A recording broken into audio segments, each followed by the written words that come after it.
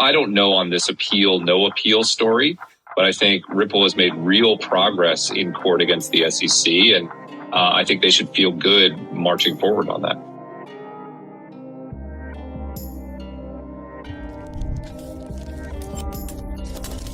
But there have been multiple instances where the courts have found that the SEC has overstepped, and that the arguments that the crypto industry has made are maybe more sound than are purported in the mainstream media. They have a very good track record in court. I think that's the case here. In the regulated space, we work in the world of sovereign currencies that are issued by central banks, and they are transacted through the two-tier system that Priscilla mentioned of central banks, commercial banks, regulated non-banks like fintechs. With 100,000 users, we could be half the traffic on XRPL. So this is a really, really interesting use case for driving utility and usability of the ledger. Holders of Flare's native blockchain token, FLR, have three main incentives available to them. 1. Monthly Flare drops. 2. FTSO delegation rewards. And 3. Staking rewards.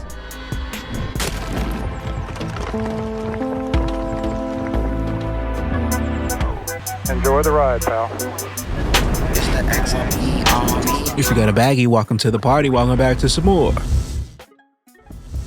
Moon o'clock news. No breakfast, no coffee, just straight extra. Bull listeners, shout out to the latest. Appreciate you stopping by, tuning in. Go ahead, throw on those moon suits, throw on those pilot shades, and buckle up, because the future's extra. Bullish. Let's go full speed, full throttle into the cryptoverse. We got the total global cryptocurrency market cap today at $2.25 trillion, down about 1.4% in the past 24. We got XRP currently right around 53 cents, 2 for $1.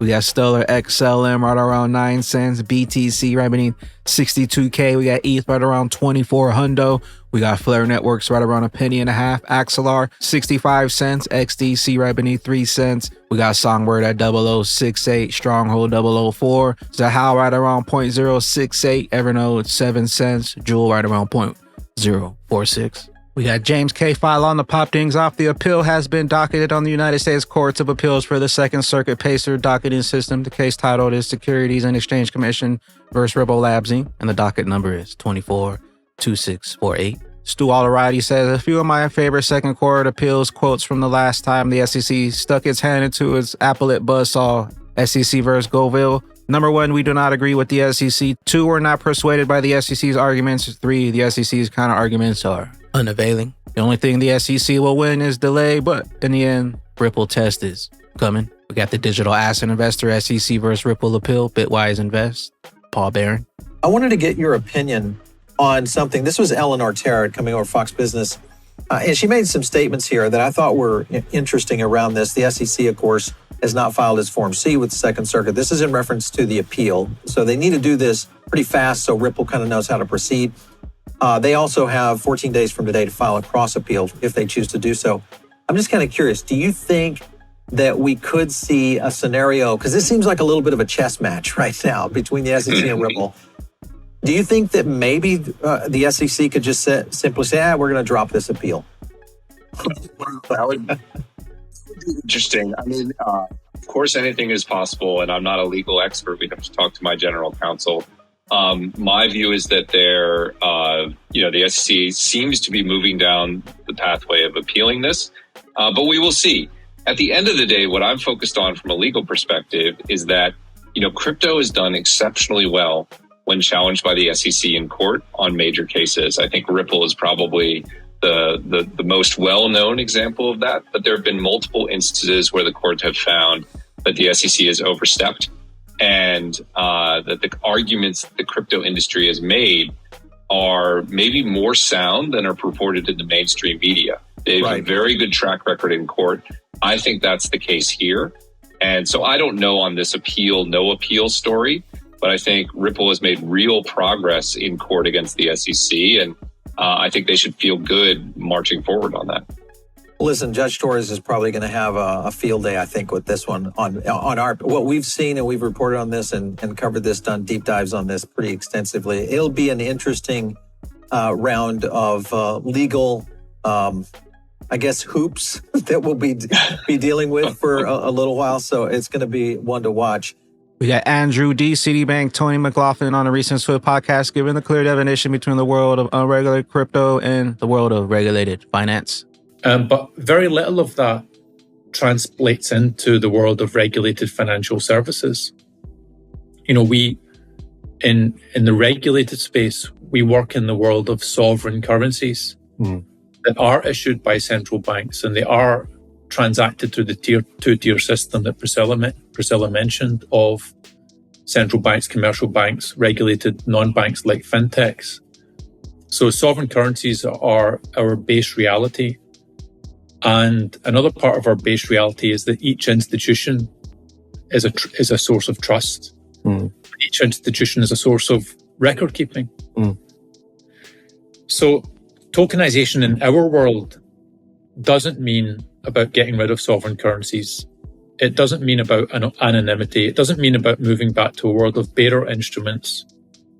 And so a very good question is, what does it mean?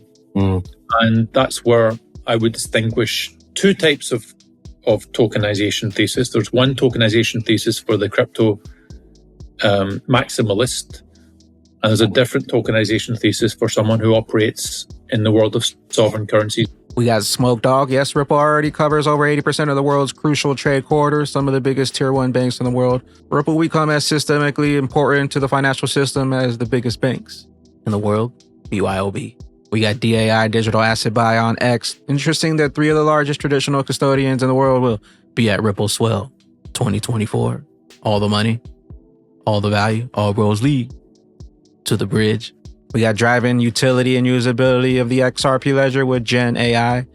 XLS20 NFTs, generated music on the XRP ledger. One, we verify that the output of that prompt didn't create something that was similar to music that already exists and is copyright. Over 150 million songs it's checked against. So even if Gen accidentally makes something that might be similar to someone else, we discard it. And so you get this little tick. When that tick happens, we take the information about who made it. So the person who put the prompt in, the fact that it was generated on Gen, the fact that it was checked for copyright infringement, and we write that on chain. So Gen uses the XLS20 standard to make an NFT for every single prompt on the platform. We've got this out in alpha now, and we've already generated over 30,000 NFTs on XRPL that are verifications of copyright for the tracks that users have generated. We think with maybe 10,000 users, we could equal to about 5% of the daily traffic volume on XRPL. With 100,000 users, we could be half the traffic on XRPL. So this is a really, really interesting use case for driving utility and usability of the ledger. We got Scepter LS. There's a lot you can do with S-Flare to earn additional yield on your Flare. Smart pools on Steer Protocol. Yield farming on SparkDex AI, supplying at Kinetic Markets. Our liquid staking token will be available on Scepter LS in just 2 days. What are your plans? We got everything you need to know about the incentives available on Flare in 3 minutes. 0.36 Flare drop explanations, 124 FTSO delegation rewards, Flare staking rewards. In this video, let's explore how rewards and incentives work on Flare, the blockchain for data. Flare offers a number of incentives for users to help maintain network security and ensure that applications have access to all the data they need when they need it. Holders of Flare's native blockchain token, FLR, have 3 main incentives available to them. 1. Monthly Flare drops. 2. FTSO delegation rewards. And 3. Staking rewards. Let's break down each of these. The monthly Flare drops are available to anyone who holds wrapped FLR tokens or who has staked FLR to a Flare validator. Flare drops are available to all holders. This is meant to welcome new communities and blockchain ecosystems to our network. The amount of FLR received by each wallet is based on the amount held or staked in the previous month. The more you hold, the bigger your Flare drop. 24.25 billion FLR will be provided in total, almost 25% of the total token supply. Instead of one big drop, Flare drops were designed to span over 36 months, with the last distribution taking place in January 2026. There's still plenty of time to participate in the network and earn your share flare drops. The second incentive type is FTSO delegation rewards. Check out Flare Networks. Also, check out my tutorial playlist to jump in and start earning Flare Networks. We got SparkDex. The migration to 3.1 is live. SparkDex users are now available to select the version 3.1 tab on the pool page to deposit liquidity back into the pools and continue earning rewards. Try it now. Last days to get your Expector land, currently going for 88 XRP or 888 Expector. Looks like there's only about 6,000 plots remaining. Expector.com. We got one from Mustache Altcoins. I'm not sure if most people out there understand what phase of the bull cycle we're in. If it goes the way it has been in the past, we're looking at several months of up only. I'll take any dip that comes along, opportunities that only come every few years. Tighten the crypto altcoins. This is not the time to be fearful. Alts will be thriving soon. Best is still yet to come. We got one from CoinsKid. Unless we see a black swan, I think there is a case here that the bottom is in for Bitcoin. The lady in my life keeps telling me to sell as she thinks the war is on the horizon, which is the black swan. I have said to her that no one can see into the future. I will exit if the chart tells me to do so. Black swan. With that being said, Batman Bag Lady, Stu Alderati says, which industry was subject to early speculation, corruption, bankruptcy before eventual consolidation by a few good actors, resulting in the mass adoption of the transformative innovation? We got the internet of the 90s, railroads of the 1800s, cryptocurrencies today. Looks like you say all of the above. And with that being said, Batman Bag Ladies, nothing has changed. The fundamentals haven't changed. The partnerships haven't changed. The efficiency hasn't changed. The developers haven't changed. The Ripple A team hasn't changed. Rosie Rios hasn't changed. Snapshot of the contributors, building tools and infrastructures, making developers and end user adoptions seamless. That being said, the scalability of cryptocurrencies, once again, nothing has changed. XRP is still fast, still secure, still efficient, eco-friendly, no more middlemans. The bridge asset. Where will those bags be when the regulation jar molasses finally breaks open and XRP's true price is finally revealed? Later glitches.